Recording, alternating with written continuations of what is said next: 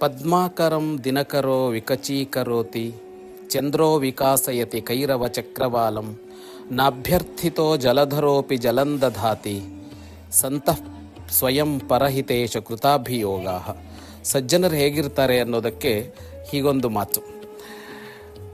ಅದಕ್ಕೆ ವಿವೇಕಿ ಸಜ್ಜನರು ಸ್ವಯಂ ಪರಹಿತದಲ್ಲಿ ನಿರತರಾಗುತ್ತಾರೆ, ಇನ್ನೊಬ್ಬರಿಗೆ ಉಪಕರಿಸೋದಕ್ಕೆ ನಿರತರಾಗಿರ್ತಾರೆ ಅಂತ ಹೇಳ್ತಾ ಅದಕ್ಕೆ ಪ್ರಕೃತಿಯ 3 ಉಪಮೆಗಳನ್ನು ಕೊಡ್ತಾನೆ.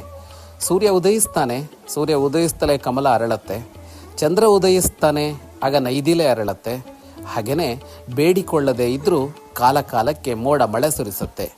ಅಂದರೆ ಸೂರ್ಯನನ್ನು ಕಮಲ ಬೇಡಿಕೊಳ್ಳಲಿಲ್ಲ, ಚಂದ್ರನನ್ನು ಕನ್ನೈದಿಲೆ ಬೇಡಿಕೊಳ್ಳಲಿಲ್ಲ, ಮೋಡವನ್ನು ಜನ ಕೇಳಿಕೊಳ್ಳಲಿಲ್ಲ. ಆದರೆ ಅದರ ಒಳಿತಿನ ಕಾರ್ಯವನ್ನು ಮಾಡುತ್ತಲ್ಲ, ಹಾಗೆ ಒಳಿತಿನ ಕಾರ್ಯಗಳನ್ನು ಯಾರು ಕೇಳದೇ ಇದ್ದರೂ ಮಾಡಬೇಕು ಅಂತ ಅನ್ನೋದು ಈ ವಿವೇಕಿಯ ಆಶಯ. ಶುಭಂ ಭೂಯಾತ್.